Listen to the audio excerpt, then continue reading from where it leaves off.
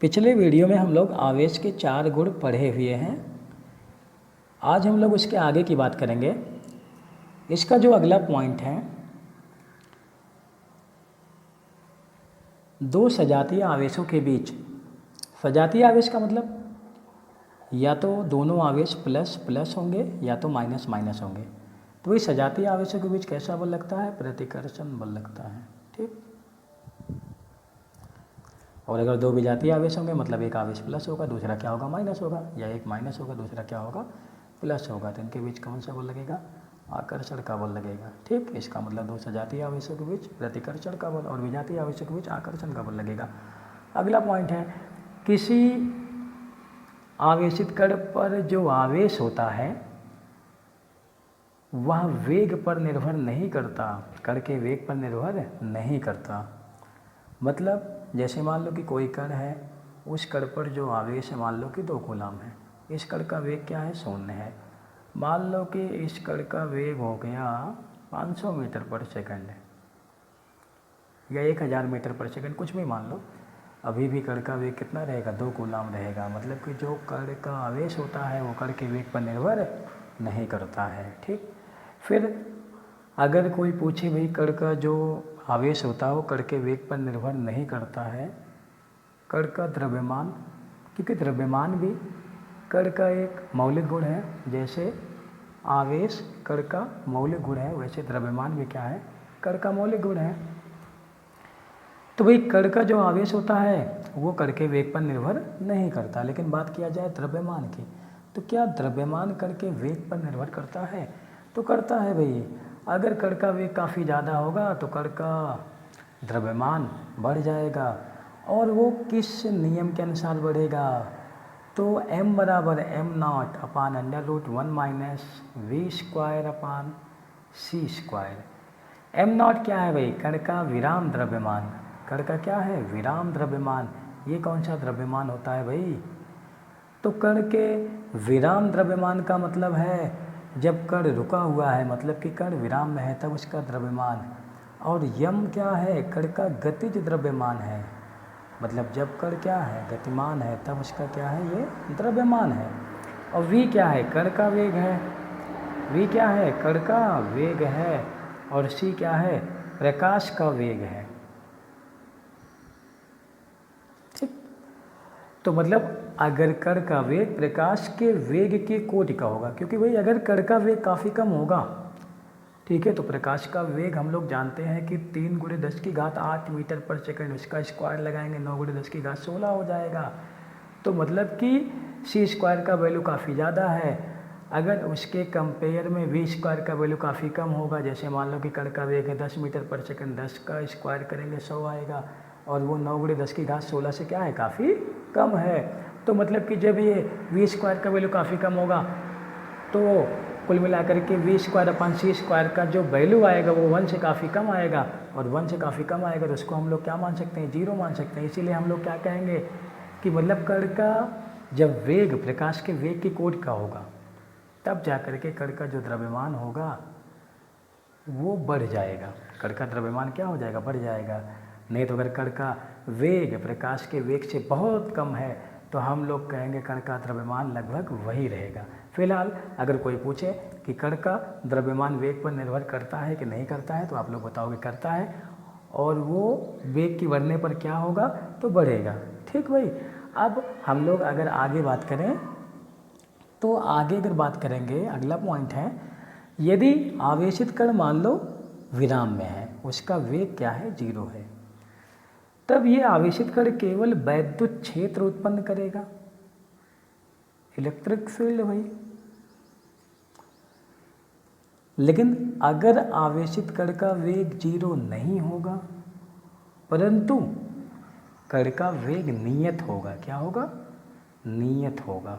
कण का वेग नियत होगा तो यही आवेशित कण वैद्युत क्षेत्र के साथ साथ चुंबकीय क्षेत्र भी उत्पन्न करेगा। वैद्युत क्षेत्र क्या है? चुंबकीय क्षेत्र क्या है? इसके बारे में हम लोग आगे विस्तार से पढ़ेंगे भाई।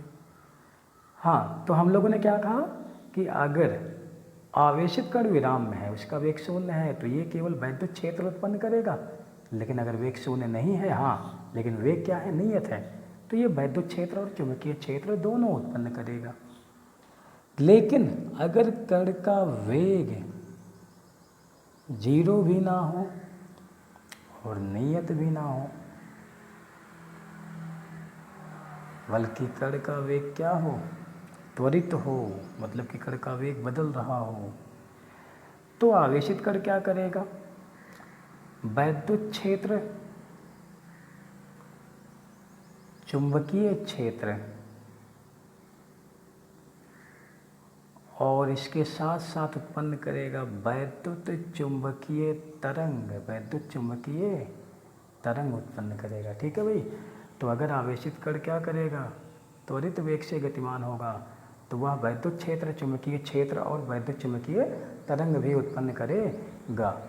तो हम लोग सबसे पहले क्या पढ़ेंगे, वैद्युत क्षेत्र पढ़ेंगे, फिर उसके बाद आगे क्या पढ़ेंगे, वैद्युत क्षेत्र के बाद चुंबकीय क्षेत्र पढ़ेंगे, फिर सबसे लास्ट में क्या पढ़ेंगे, वैद्युत चुंबकीय तरंग पढ़ेंगे। तो फिजिक्स के पहले वाले पार्ट में हमको वैद्युत क्षेत्र पढ़ना है, चुंबकीय क्षेत्र पढ़ना है, और फिर लास्ट में क्या पढ़ना है, वैद्युत चुंबकीय तरंग पढ़ना है। ठीक है। तो मतलब पहले हम लोग रुके हुए चार्ज के बारे में अध्ययन करेंगे, फिर एक समान वेग से गतिमान आवेशित कण के बारे में अध्ययन करेंगे, फिर उसके बाद त्वरित वेग से गतिमान आवेशित कण के बारे में अध्ययन करेंगे। ठीक। चलिए भाई आगे देखा जाए। आगे देखा जाए, अगर मान लो कोई आपसे पूछे कि दो एक जैसी वस्तुएं हैं, सब कुछ समान है, ए है बी है, ठीक, और मैंने क्या किया, दोनों को आवेशित कर दिया, एक को धनावेशित कर दिया और एक को ऋणावेशित कर दिया। हाँ, लेकिन दोनों पर आवेश की मात्रा क्या है, समान है।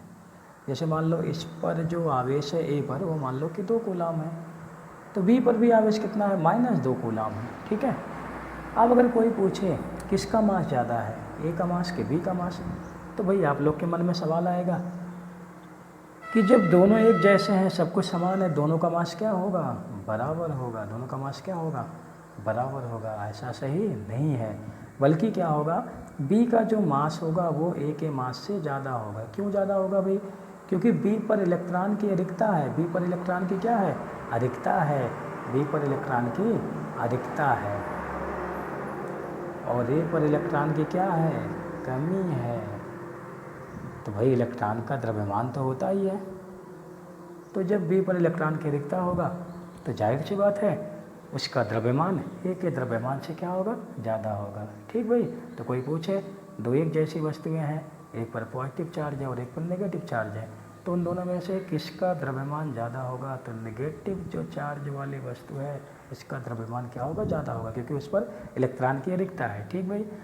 फिर हाँ भाई, अगर आपसे कोई पूछे कि कोई वस्तु आवेशित है या आवेशित नहीं है, इसका परीक्षण कैसे किया जाएगा, तो हम लोग क्या करेंगे, जैसे मान लो ये कोई वस्तु ए है, हमें पता लगाना है इस पर आवेश है कि नहीं है, तो हम लोग क्या करेंगे, इसके पास एक बार धनावेशित वस्तु ले जाएंगे, ठीक, धनावेशित वस्तु ले जाएंगे, और दोबारा इसके पास क्या करेंगे, एक बार ऋणावेशित वस्तु ले जाएंगे, एक बार धनावेशित वस्तु ले जाएंगे और एक बार ऋणावेशित वस्तु ले जाएंगे। अगर दोनों बार दोनों वस्तुओं के बीच, मतलब जैसे मान लो कि ये वस्तु ए है और इसका नाम दे दो बी, जो धनावेशित वस्तु है बी, इसका नाम है सी, जो ऋणावेशित वस्तु है इसका नाम रख दो सी। तो अगर हम लोग बी को ए के पास ले जाएं और सी को ए के पास ले जाएं, अगर दोनों बार बी और ए के बीच, सी और ए के बीच दोनों ही बार आकर्षण का बल लगेगा, तो हम लोग कहेंगे ए पर कोई आवेश नहीं है। अगर दोनों बार क्या करेगा, आकर्षण का बल लगेगा, तो हम लोग क्या कहेंगे, ए पर कोई आवेश नहीं है। ठीक है। वही बात समझ में आ रही है कि नहीं आ रही है। ठीक है। तो हम लोग आगे अगर बात करेंगे कि ऐसा क्यों होता है, दोनों बार आकर्षण का बल क्यों लगेगा, और एक तो आप कह रहे हैं कि ए पर कोई आवेश नहीं है, ए पर कोई आवेश नहीं है और आकर्षण का बल भी लग रहा है। अभी तक तो बताया गया था कि दो विजातीय आवेशों के बीच क्या लगता है, आकर्षण का बल लगता है, लेकिन यहाँ तो दोनों बार आकर्षण का बल लग रहा है। पॉजिटिव को ले जाने पर, नेगेटिव को ले जाने पर दोनों बार क्या कर रहा है, आकर्षण का बल लग रहा है। तो क्या रीज़न है? होता क्या है, जब हम लोग पॉजिटिव वाली वस्तु को ए के पास ले आएंगे, पॉजिटिव वाली वस्तु को क्या करेंगे, ए के पास ले आएंगे, तो भाई ए में क्या है, परमाणु है, तो जो परमाणु के नेगेटिव चार्ज होंगे इसकी ओर आकर्षित हो जाएंगे, पॉजिटिव वाले की ओर, और जो ए के पॉजिटिव चार्ज होंगे वो बी से दूर मतलब प्रतिकर्षित हो जाएंगे।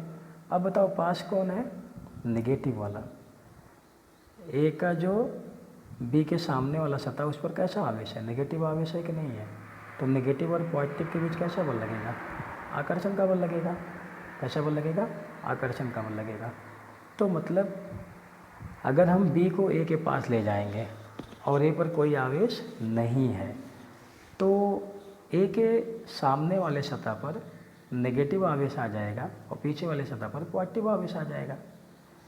और नेगेटिव और पॉजिटिव के बीच, नेगेटिव और पॉजिटिव के बीच कैसा बल लगेगा, आकर्षण का बल लगेगा। ठीक इसी प्रकार अगर हम लोग क्या करेंगे, सी को, अगर हम लोग क्या करेंगे, सी को जो आपका नेगेटिव चार्ज वाली वस्तु है, अगर इसको ए के पास ले जाएंगे तो भाई ए में क्या है, एटम है, एटम में क्या है, आवेश है।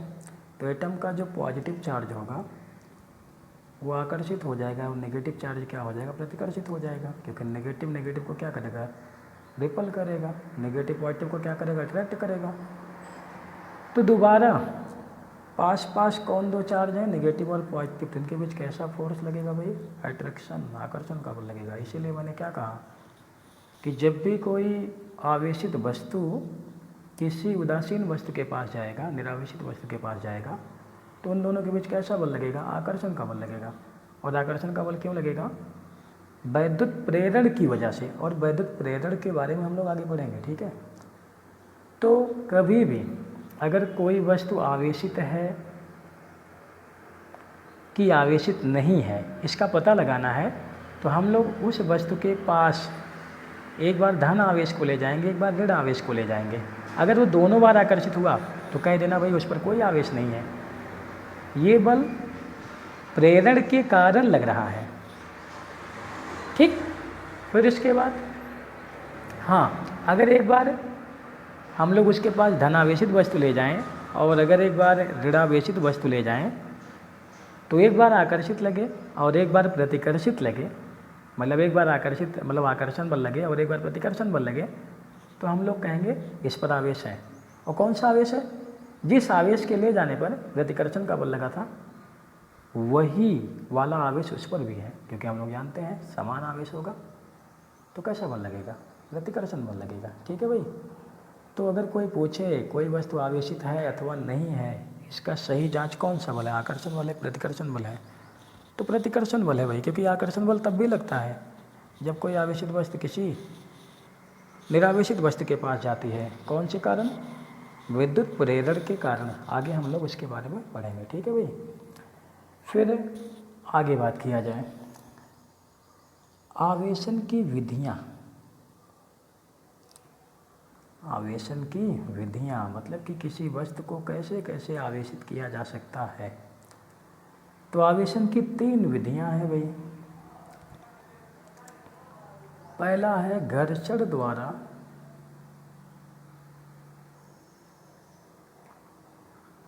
और दूसरा है चालन द्वारा, और तीसरा है प्रेरण द्वारा। ठीक, by friction, by conduction, by induction. ठीक भाई। तो 3 विधियां हैं आवेशन की। तो घर्षण विधि क्या है, घर्षण विधि, अगर हम लोग पहले पॉइंट की बात करें, जो घर्षण विधि है या घर्षण द्वारा आवेशन बाई फ्रिक्शन, तो जब दो वस्तुओं को आपस में रगड़ेंगे, तो जब दो वस्तुओं को आपस में रगड़ेंगे तो किसी एक वस्तु से कुछ इलेक्ट्रॉन निकल कर दूसरे वस्तु पर चला जाएगा। तो जिस वस्तु पर जाएगा उस पर कैसा आवेश आ जाएगा? नेगेटिव। और जिस वस्तु से जाएगा उस पर कैसा आवेश आ जाएगा? पॉजिटिव। ठीक है भाई। तो मतलब कि जब दो वस्तुओं को आपस में रगड़ेंगे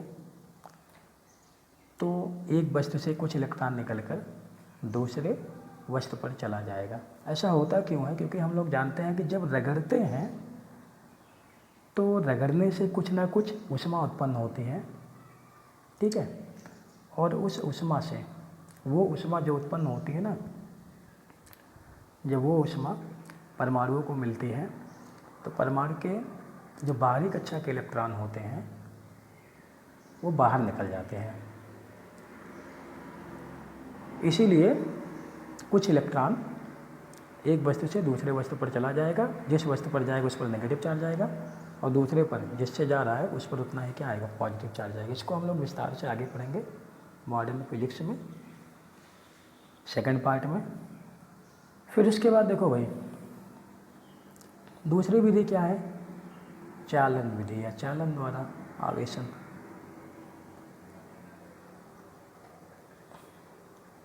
जैसे मान लो ये एक वस्तु है ए और ये दूसरा वस्तु है बी।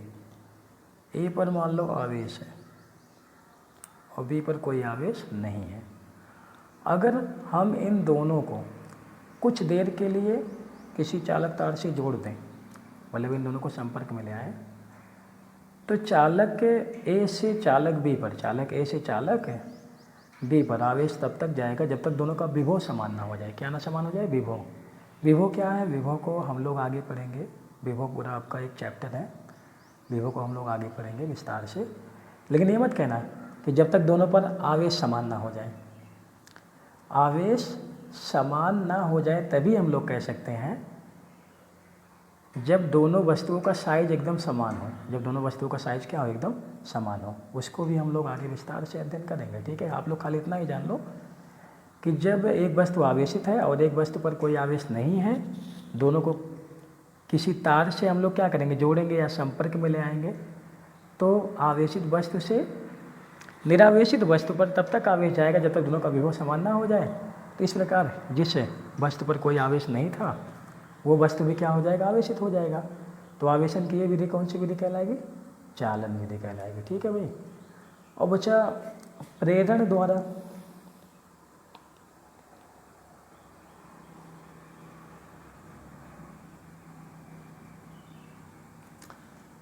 प्रेरण द्वारा क्या होगा भाई? जैसे मान लो कि ये कोई गोला है, मान लो चालक गोला है, और इसे हमें क्या करना? आवेशित करना है। इसे हमें क्या करना? आवेशित करना है। इस पर कोई आवेश नहीं है। जैसे मान लो इसे हमें ऋण आवेशित करना है, मतलब इस पर नेगेटिव चार्ज लेके आना है, तो हम लोग सबसे पहला स्टेप क्या है, क्या करेंगे? और मुझे जो इसे चार्ज करना है बाय इंडक्शन, मतलब प्रेरण के द्वारा इसे चार्ज करना है। तो जो हम लोग का पहला स्टेप रहेगा, क्या करेंगे? इसके सामने कोई धनावेशित वस्तु ले आएंगे। अगर ऋणावेशित चार्ज करना है तो धनावेशित वस्तु ले आएंगे, और अगर धनावेशित चार्ज करना है तो ऋणावेशित वस्तु ले आएंगे, ठीक। इसके संपर्क में नहीं ले आना है, इसके पास में ले आना है, ठीक। जैसे इसके पास में ले आएंगे, प्रेरण के कारण इसके सामने वाली सतह पर आ जाएगा ऋण आवेश, और दूर वाली सतह पर आ जाएगा धन आवेश, ठीक। ऐसा होता क्यों है? जैसे मान लो कि ये कोई वस्तु है, इसमें क्या है? परमाणु है। अब परमाणु में क्या है? धनावेश है और ऋण आवेश है, दोनों मिलकर उदासीन है। जैसे मान लो अगर हम लोग यहाँ पर कोई धनावेशित वस्तु लेके आएंगे, तो धनावेशित वस्तु के कारण जो परमाणु होगा, परमाणु का नेगेटिव चार्ज मतलब ऋण आवेश परमाणु के बाएं साइड में आ जाएगा। ये इधर भी इधर भी। इसको हम लोग क्या करेंगे? थोड़ा बड़ा बनाएंगे,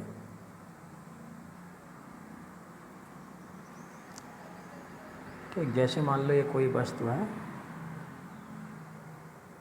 इसमें बहुत सारे परमाणु हैं,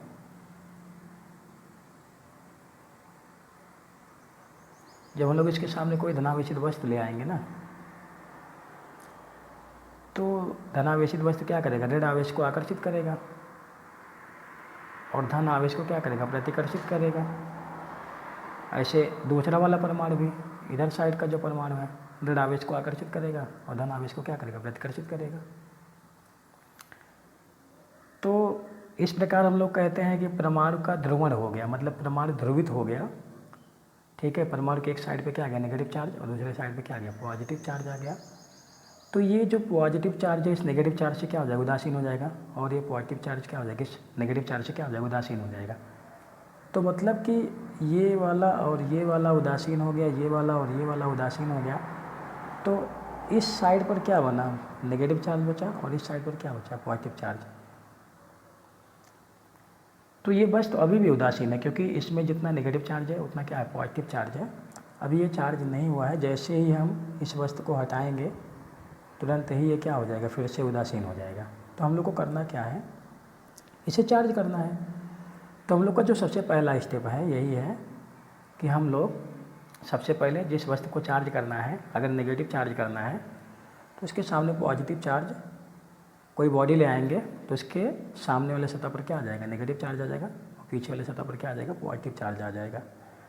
फिर हम आगे क्या करेंगे, पीछे वाले सतह को भू संपर्कित कर देंगे। भू संपर्कित करने का मतलब है अर्थ से क्या करेंगे, जोड़ देंगे। जैसे ही अर्थ से जोड़ेंगे, अर्थ से इलेक्ट्रॉन जा करके इस पॉजिटिव चार्ज को क्या करेगा, उदासीन कर देगा। पॉजिटिव चार्ज को क्या करेगा, उदासीन कर देगा। ठीक, तो आपका ये पॉजिटिव चार्ज क्या हो जाएगा, गायब हो जाएगा। सारा का सारा पॉजिटिव चार्ज क्या हो जाएगा, गायब हो जाएगा। लेकिन ये नेगेटिव चार्ज आपका इस पॉजिटिव चार्ज के आकर्षण के कारण पृथ्वी में नहीं जा पाएगा। ठीक, ये इसी सतह पर बना रहेगा। अब हम लोग क्या करेंगे, आगे इसके इस अर्थ को हटा देंगे। जैसे अर्थ को हटा देंगे भाई, अर्थ को जब हटा देंगे और फिर क्या करेंगे, इसको भी हटा देंगे। जो पॉजिटिव चार्ज बॉडी हम लोग लेके आए थे इसको भी हटा देंगे। जैसे ही इसको हटाएंगे, ये सारा का सारा चार्ज इसके सतह पर, अगर ये चालक है तो इसके सतह पर एक समान रूप से क्या करेगा, फैल जाएगा। ठीक, तो इस प्रकार का जो आवेशन है ये कहलाता है प्रेरण विधि। ठीक भाई, तो हम लोग जानते हैं कि आवेश उत्पन्न कराने की 3 विधि है। एक है घर्षण द्वारा, दूसरा है चालन द्वारा, तीसरा है प्रेरण द्वारा। ठीक है, घर्षण द्वारा में क्या होता है कि जब हम लोग दो वस्तुओं को आपस में रगड़ेंगे तो एक वस्तु से इलेक्ट्रॉन निकल के दूसरे वस्तु पर जाएगा, तो एक वस्तु पर जितना धन आवेश आएगा दूसरे वस्तु पर उतना ही क्या आएगा, ऋण आवेश आएगा। और दूसरा क्या होता है, चालन द्वारा। तो जब हम लोग क्या करेंगे, एक वस्तु आवेशित है और दूसरा वस्तु आवेशित नहीं है, दोनों को किसी तार से जोड़ेंगे कुछ देर के लिए, तो वह वस्तु जिस पर आवेश है उससे दूसरे वस्तु पर आवेश तब तक जाएगा जब तक दोनों का विभव समान ना हो जाए। इस प्रकार जो वस्तु निरावेशित थी वो क्या हो जाएगी, आवेशित हो जाएगी। और तीसरी विधि जो भी बताई गई कि जिस वस्तु को आवेशित करना है सबसे पहले उसके सामने क्या करेंगे, मतलब उसके पास में कोई आवेशित वस्तु ले आएंगे तो सामने वाले सतह पर क्या आएगा, वही आवेश आएगा, और पीछे वाले पर विपरीत आवेश आएगा। फिर उसको क्या करेंगे, भू संपर्कित कर देंगे, और फिर भू संपर्कन हटाएंगे, और फिर क्या करेंगे, उस वस्तु को हटा लेंगे जिस पर आवेश था, तो दूसरे वाले वस्तु पर भी क्या आ जाएगा, आवेश आ जाएगा। ठीक, तो ये हो गई भाई आवेशन की 3 विधियाँ। आगे के लेक्चर में हम लोग पढ़ेंगे कूलाम का नियम, और बस आज यहीं तक। हाँ, इसमें थोड़ा सा कुछ और बता देते हैं आप लोग को। जो चालक होता है, चालक तो आप लोग जानते ही होंगे, चालक थोड़ा सा और है, चालक, और एक होता है अचालक। चालक होता है और एक होता है अचालक। ठीक है, तो चालकों को हम लोग चालन से, प्रेरण से और घर्षण तीनों से क्या कर सकते हैं, आवेशित कर सकते हैं। लेकिन अचालक को हम लोग केवल घर्षण द्वारा ही क्या कर सकते हैं, आवेशित कर सकते हैं। ठीक, अचालक को केवल घर्षण द्वारा, क्योंकि अचालकों में फ्री इलेक्ट्रॉन नहीं होते हैं, फ्री इलेक्ट्रॉन नहीं होते हैं, ठीक है। क्योंकि हम लोग देख रहे हैं कि जो आवेश उत्पन्न होता है वो इलेक्ट्रॉन के आने जाने से, चालन में भी इलेक्ट्रॉन एक वस्तु से दूसरे वस्तु पर गया था, और प्रेरण में भी जो इलेक्ट्रॉन है पृथ्वी से वस्तु में आया था, और घर्षण में भी इलेक्ट्रॉन ही जाता है एक वस्तु से दूसरे वस्तु में। लेकिन जो अचालक होते हैं, अचालक में जो इलेक्ट्रॉन होते हैं वो परमाणु के साथ बहुत ही तेज़ी से बंधे होते हैं, मतलब बहुत ही मजबूत बल के साथ बंधे होते हैं, और उनको परमाणु से बाहर निकालने के लिए काफ़ी ज़्यादा ऊर्जा की आवश्यकता होती है। और इस ऊर्जा के बारे में हम लोग पढ़ेंगे, आगे चल के पढ़ेंगे, ठीक है। अभी हमने चर्चा किया था मॉडर्न फिजिक्स में, तो मॉडर्न फिजिक्स में हम लोग इसको विस्तार से पढ़ेंगे, ठीक है। तो यहाँ आप लोग इतना ही जान लो ना कि चालक को हम लोग तीनों विधियों से आवेशित कर सकते हैं, लेकिन अचालक को घर्षण विधि से आवेशित कर सकते हैं और बाकी किसी विधि से आवेशित नहीं कर सकते हैं, ठीक भाई। तो ये आपका हो गया आवेश के बारे में। इसके बाद जो है हम लोग दो आवेशों के बीच लगने वाले बल के बारे में कल से अध्ययन करेंगे, कूलाम का नियम पढ़ेंगे, और कूलाम का नियम आपके लिए बहुत ही इम्पोर्टेंट टॉपिक होगा। ये जान लीजिए कि 12 का बेसिक था, शुरुआत था, ठीक है, इस चैप्टर का। और जो एग्ज़ाम में जो क्वेश्चन वगैरह आता है कूलाम के नियम पर ही आएगा और इसके आगे आएगा, ठीक है। तो ये जानना हम लोग के लिए ज़रूरी था, क्योंकि इसके बगैर हम लोग कूलाम का नियम, वैद्युत क्षेत्र वगैरह नहीं पढ़ सकते थे। इतना आपको आना चाहिए। और साथ ही साथ हम ये भी बता दें आप लोग को कि मतलब आप लोग अगर वीडियो को लाइक नहीं किए हैं तो लाइक करें, और अगर चैनल को सब्सक्राइब नहीं किए हैं तो सब्सक्राइब करें, क्योंकि नया वीडियो जैसे ही अपडेट होगा आपको जानकारी हो जाएगी।